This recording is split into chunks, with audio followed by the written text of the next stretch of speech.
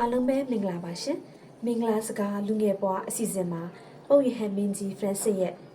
လိုအပ်ချက်သူပြိုးထောင်ယူဆိုတဲ့ခေါင်းစဉ်နဲ့မင်္ဂလာစကားကိုမိတ်ဆွေတွေနဲ့ဝေမျှပေးချင်ပါတယ်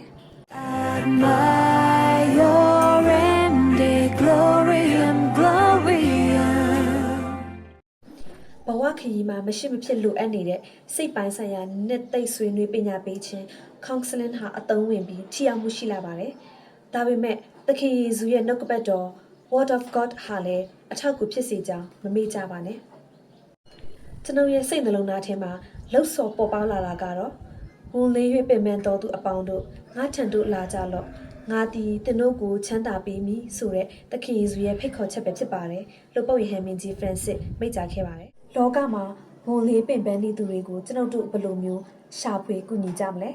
သူတို့ကိုကူညီဖို့ငွေကြေးနဲ့ဘွဲ့ပညာတက်စသဖြင့်အရေးချင်းကြီးတွေမလိုပါဘူး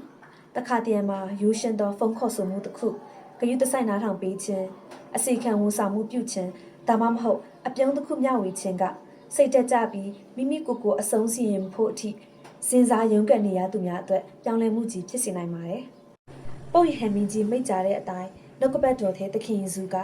ဝန်လေး၍ပင်ပန်းသူအပေါင်းငါထံသို့လာကြလော့လို့ဖိတ်ခေါ်ထားပါတယ်ဒီလအတွင်းထာဝရဘုရားသခင်ကကျွန်ုပ်တို့ရဲ့ဖန်တီးမှုအပြည့်နဲ့လိုအပ်ချက်တူကြတဲ့လူသားအချင်းချင်းဖေးမကူညီပြီးယုံကြည်မျှော်လင့်ခြင်းတွေပြိုးထောင်ယူနိုင်ကြပါစေဒီဆောင်မကို Father Thanha SG ကရေးသားထားဖြစ်ပါတယ်ကျွန်မကတော့ Sophia ဖြစ်ပါတယ်ရှင်ဒီမင်္ဂလာစကားကိုနားဆင်သူမိတ်ဆွေအားလုံးကိုဘုရားသခင်အစဉ်မြဲကောင်းချီးပေးပါစေရှင် DG for the greatest glory.